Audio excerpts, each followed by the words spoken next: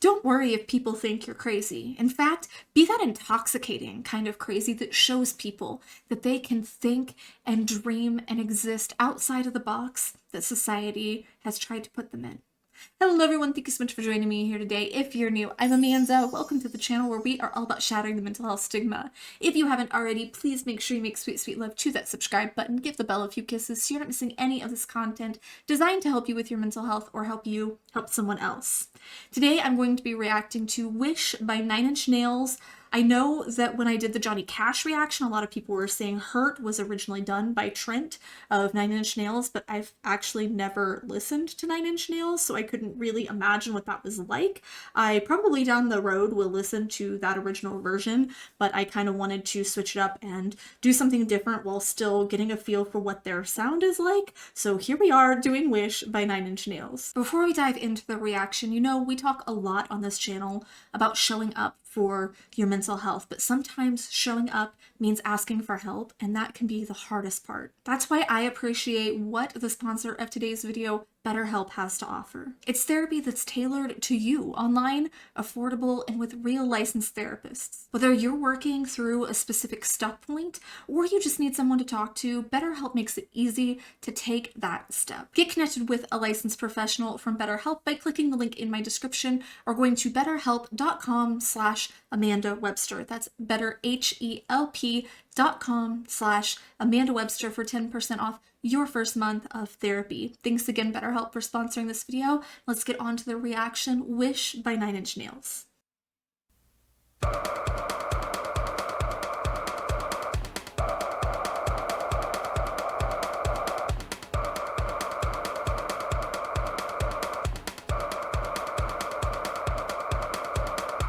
This is the first day of my last day. Build it out, now take it apart. Climbed up real high, now fall and then fall. No need for me to stay, but I say left, I just threw it away. I'm thinking God, I'm trusting you. Now there's something more fucked up I can do. I know it's early, but there's already so much to unpack there. First and foremost, there's a sound, and I don't know what it is. I'm not a musical expert. But there's a sound that almost sounds like a whisper, which really drives home that insanity piece, like that feeling of going mad piece. And I think that even just the opening line sets this paradoxical tone. It's a declaration of transition, like a rebirth, but one that's leading to destruction rather than creation. And I think that we dive into this deliberate dismantling almost of something that was once carefully constructed, like the facade that we put out there. And it could also be a belief system, it could be a relationship, but it seems to me like it's the dismantling of the self. And I think this seems like straight up self-sabotage in my interpretation. When I'm hearing these lyrics, it's just straight up self-sabotage. The climbing up high to fall down far, I think is what it said, reminds me of the myth of Icarus that flew too close to the sun, the Greek myth of Icarus who flew too close to the sun. And it carries this tone of regret, it carries this tone of perhaps inevitability. And I think that the fall might not, probably isn't accidental, because it could be willful, right? And we've all been in that position where we say something or we do something that leads to a certain outcome, but that doesn't change how much damage the impact will do because maybe we didn't see the consequence or we didn't see another way out at the time. So whether or not it was intentional or not, whether or not we had a hand in it is kind of irrelevant in many cases. But the put faith in God, trust in this other person, he's saying that's the most thing that he could do. I think that means that at one point he sought salvation and security externally, whether through this divine connection or through human connection. And I think that, of course, these are traditional anchors of hope, right? A lot of humans turn to that, but there's this betrayal from God and this betrayal from this other person from his perspective. Something real, something true.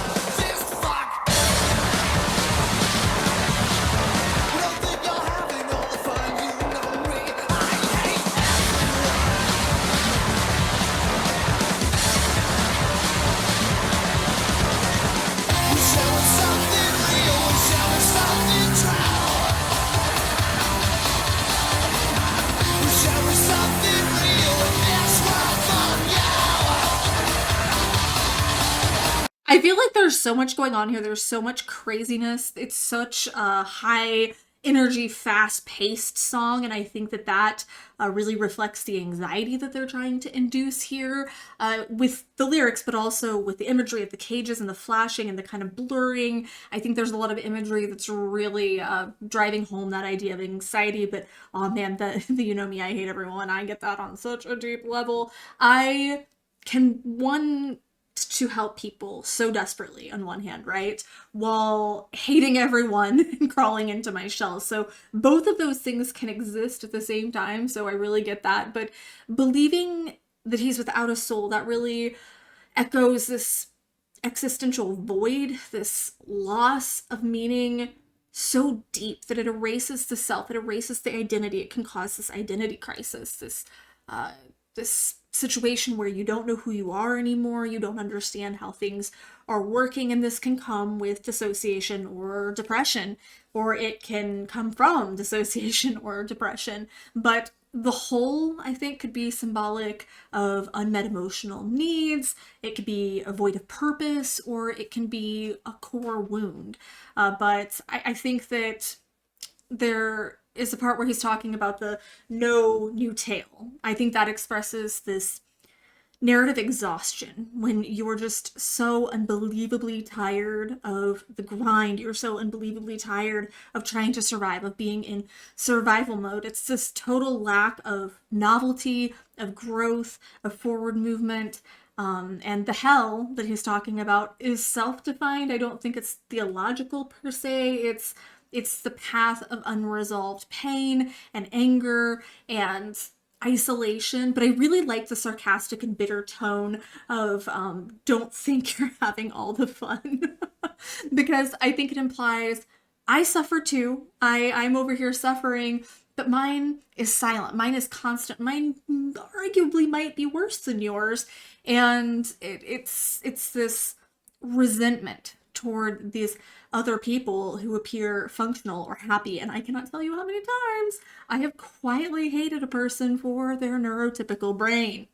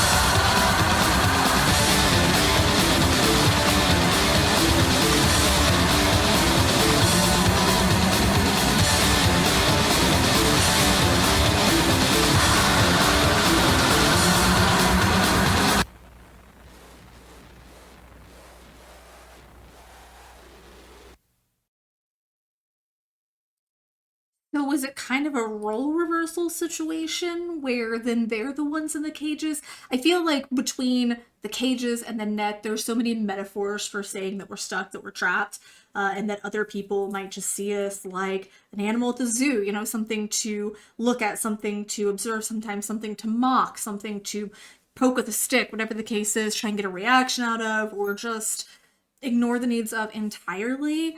But I feel like at first there was the person in the cage, and now it's all these other people are in the cage. So I feel like there was a bit of a role reversal there, but the final lines of this, the repetitive lines, are so deeply human, from the crisis of authenticity to yearning for something genuine in a world that feels fake and hollow and frankly performative in so many ways. And I'm sure that you guys, if you spend any time on social media, understand that, to the freeze response that we get when we want to move, we want to change, we want to heal, but we're just immobilized by this fear, this shame, this trauma, this uncertainty. Maybe we don't know how to do that or how to move forward, but I think that he really longs for a time to go back, and I've noticed that this is a theme in a lot of songs, where they just long for that reversal, to undo damage, to reclaim innocence, to return to a point before things started falling apart. And how many of us wish for that? I do. I wish for that every single day. But it might seem like we're trapped in this forward motion, right? Like there's nothing we can do. We just have to keep going to the beat of the drum, like going forward, and it can seem like that's a death march sometimes, but we don't have, I mean, it's the essence of existential stuckness. It's a desire to go back for escape from the consequences, or from just fate, from the way that things played out, without the ability to rewind time. I mean, it's just that existential stuckness. But we have to realize, I say this a lot, that while we can't go back, we can go anywhere else. And I have to tell myself that a lot. I can't go back. I can't go back to a time where my parents are still here. I can't go back and undo these mistakes I made in my life, or these regrets that I have. I can't erase those, but I can go anywhere else. So how can I work with that? How can I honor my parents? How can I work through these traumas? How can I figure out a way to work with that?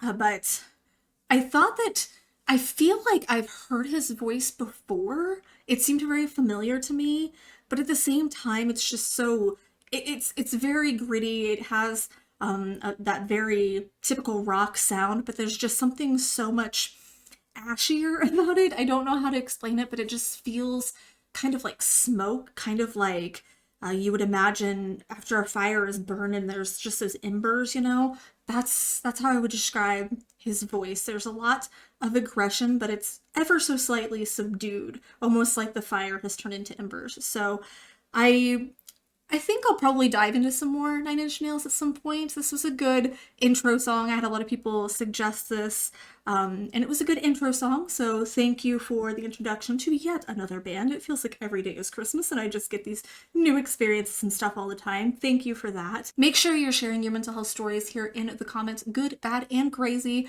That is how we shatter the mental health stigma, is by talking about it. And give this video a thumbs up, share it. You never know who might need to be part of this mental health conversation. Thank you guys so much for joining me, and I love you so much. I'll see you soon. Mwah.